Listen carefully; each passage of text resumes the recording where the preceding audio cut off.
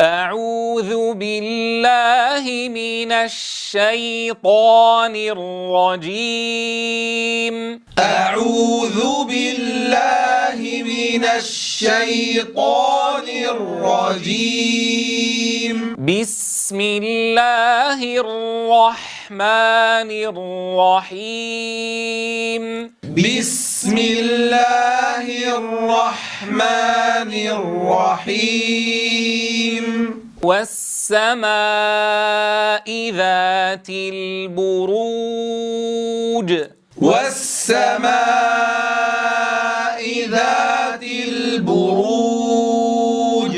تنبهوا أيها الأحبة إلى ملاحظة مهمة. الواو المادية مستفلة، وبالتالي في هذا الموضع الواو لا تتبع ما قبلها في التفخيم والترقيق. أما الألف فالصحيح فيها كما قال الإمام الجزري في النشر، فالصحيح فيها أنها لا توصف بتفخيم ولا ترقيق، بل تتبع ما قبلها تفخيما وترقيقا. لذا من الخطأ حين ننطق كلمة البروج أن نفخم الواو المادية هنا، فمن الخطأ أن نقول البرو فتفخم الواو، وإنما فقط نفخم الراء لكونها مضمومة، ثم ننتقل إلى واو مرققة رو رو، ولا أقول رو رو رو. واضح يا إخوة الصوت؟ فتنبهوا أن لا ينتقل هذا التفخيم إلى حرف الواو. والسماء ذات البروج. والسماء ذات البروج. واليوم الموعود. واليوم الموعود. من الأخطاء الدارجة في أداء حروف القلقلة إنهاؤها بهمز، فلا نقول الموعود د د، لا نجعل بعدها همزة. أد أد الموعود. الموعود. وشاهد ومشهود. وشاهد ومشهود. قتل أصحاب الأخدود. قتل أصحاب الأخدود. ملاحظتان أيها الأحبة. الأولى في التاء، فالتاء صفة الهمس فيها صفة لازمة، وبالتالي لا تنفك عن الحرف بأي حال من الأحوال. فمن الخطأ أن نقول قوتي تي تي من غير همس، لكن هذا الهمس لا نبالغ فيه، لا نبالغ في همس التاء المتحركة. فإذا ما وجدنا كما في بعض اللهجات الدارجة في نطقهم الدارج يزيدون في همس الكاف والتاء، فنقول للطالب لا تبالغ في همسها، لأن الحرف إذا كان ساكنا فهو أوضح ما يكون صفة ومخرجا، ولكنه إن كان متحركا، إذ الحروف إن تكن محركة يشركها مخرج أصل الحركة. إذا نتنبه لهذا الأمر الأول، التاء لا بد من همسها، ولكن لا يكون هذا الهمس كما يكون في الساكن. إذا التاء المتحركة صفة الهمس فيها لازمة، فلا بد من وجود الهمس في التاء سواء كانت ساكنة أو متحركة، ولكن الحرف إذا كان ساكنا فهو أوضح ما يكون صفة ومخرجا. الأمر الثاني أن نخلص الحرف المفخم من المرقق، فلا نقول أص أص، وإنما نقول صا أص أص، ننتقل من المرقق إلى المفخم. فتنبهوا إلى هذا، نقرأها مرة ثانية. قتل أصحاب الأخدود.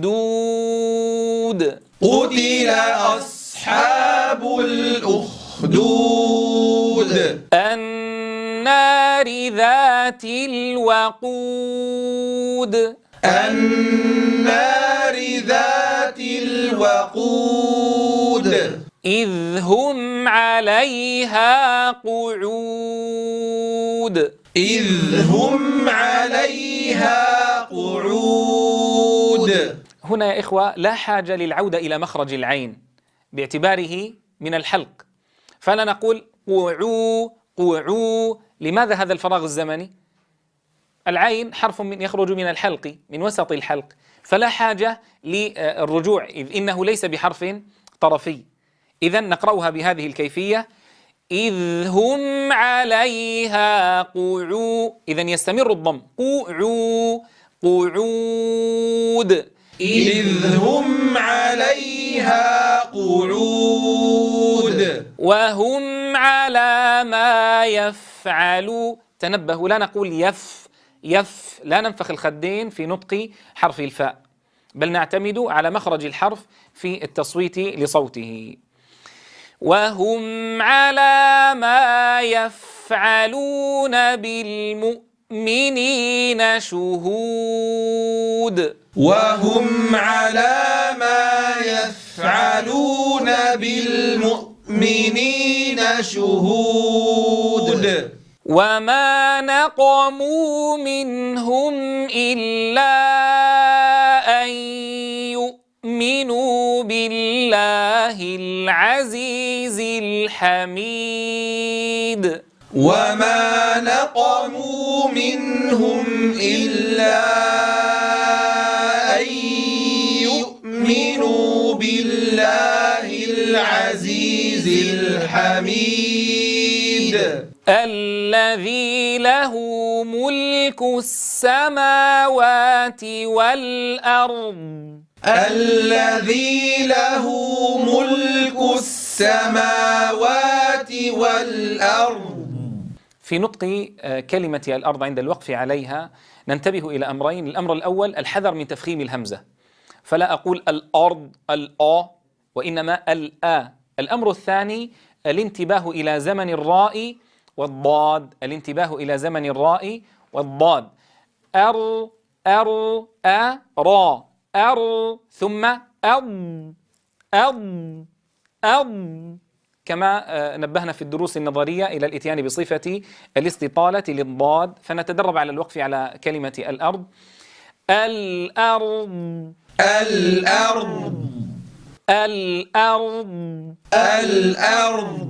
الذي له ملك السماوات والأرض. الذي له ملك السماوات والأرض. والله على كل شيء شهيد. والله على كل شيء شهيد. إن الذين فتنوا المؤمنين والمؤمنات ثم لم يتوبوا فلهم عذاب جهنم.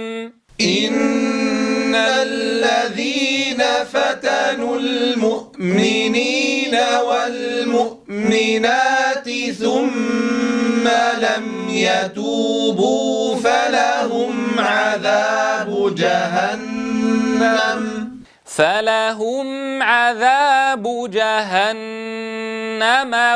لاحظوا إلى الواو العاطفة لا بد من ضم الشفتين عندها. فلهم عذاب جهنم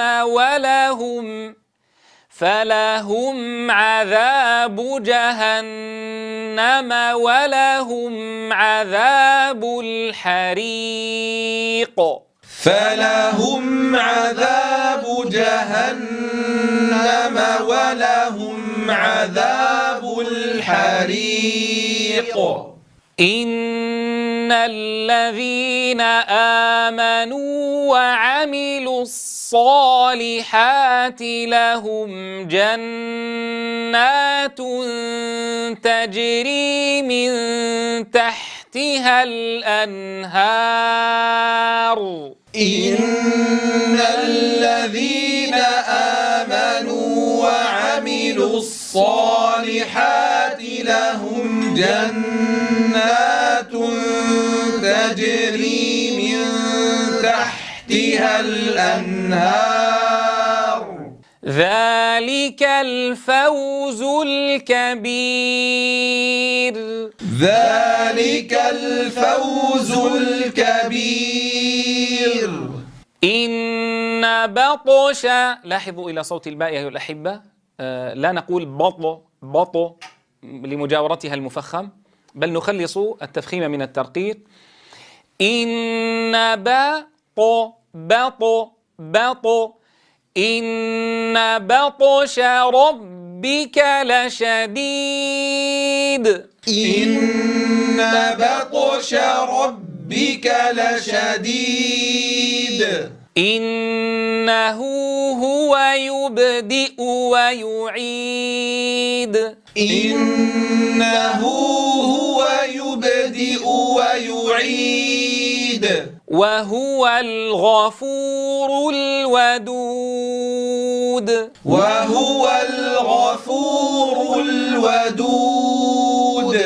وهو، تنبهوا إلى ضم الهاء هنا، ونقول وهو الغفور، تنبهوا إلى إتمام الحركة، إلى إتمام الضم هنا. وهو الغفور الودود. وهو الغفور الودود. ذو العرش المجيد. ذو العرش المجيد. فعال لما يريد. فعال لما يريد. هل أتاك حديث الجنود. هل أتاك حديث الجنود. فرعون وثمود. فرعون وثمود. بل الذين كفروا في تكذيب. بل الذين كفروا في تكذيب. والله من ورائهم محيط. والله من ورائهم محيط. بل هو قرآن مجيد. بل هو قرآن مجيد. في لوح محفوظ. في لوح محفوظ.